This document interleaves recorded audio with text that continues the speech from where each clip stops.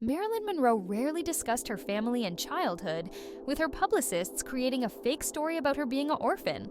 In reality, she had a mother who was still very much alive. Unfortunately, Gladys Pearl Baker's struggles with mental health meant she was in and out of her daughter's life. Gladys was born in 1902 in Piedras Negras, Coahuila, Mexico.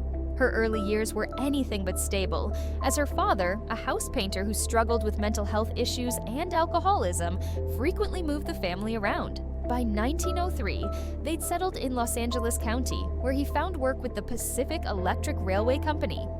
Otis Monroe's deteriorating mental state made their home a difficult place to live.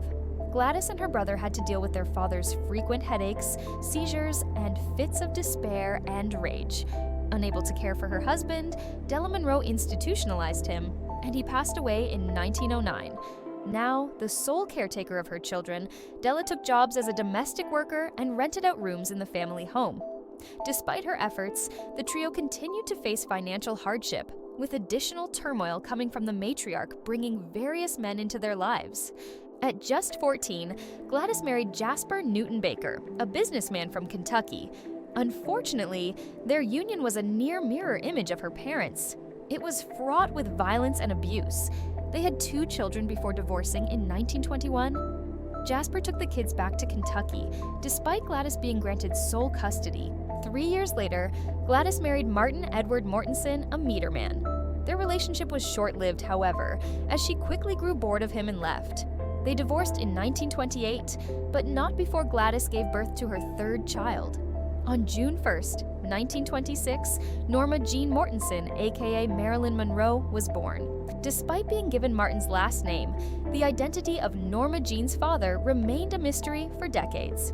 It wasn't until a DNA test was done in 2022 that the man's identity was revealed: Charles Stanley Gifford. Gladys had been working as a film cutter at RKO Pictures, and he was her superior.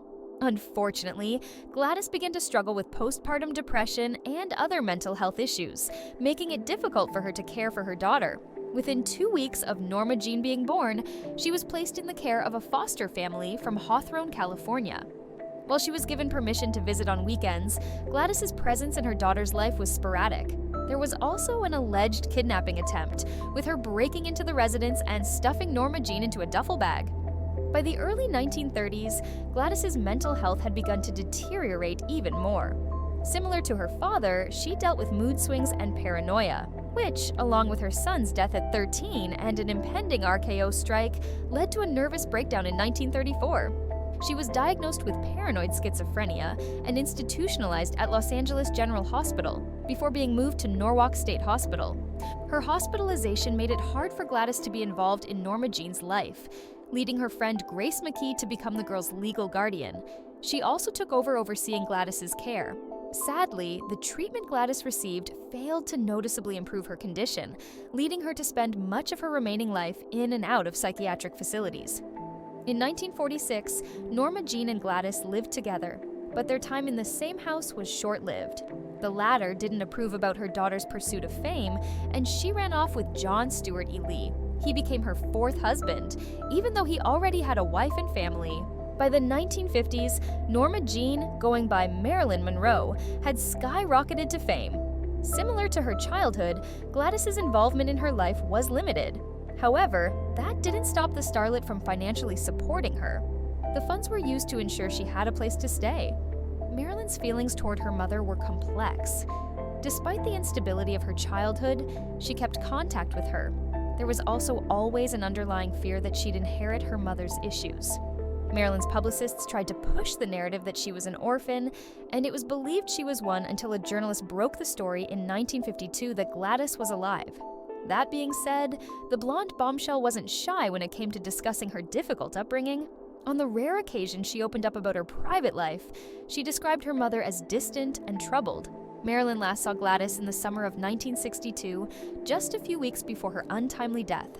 During their meeting, she tried to persuade her mother to take her medication, but she refused, saying she only needed prayers. Following her daughter's death in August 1962, Gladys continued to live a quiet life. Marilyn had left her a $5,000 a year trust fund, which gave her some financial stability in her later years. Unhappy with being cooped up in mental health facilities, Gladys made several escape attempts, leading to her eventual transfer to Camarillo State Mental Hospital. In 1967, she was released and granted permission to live with her daughter in Florida. Gladys lived out her final days in Gainesville, dying of heart failure on March 11, 1984, at the age of 81.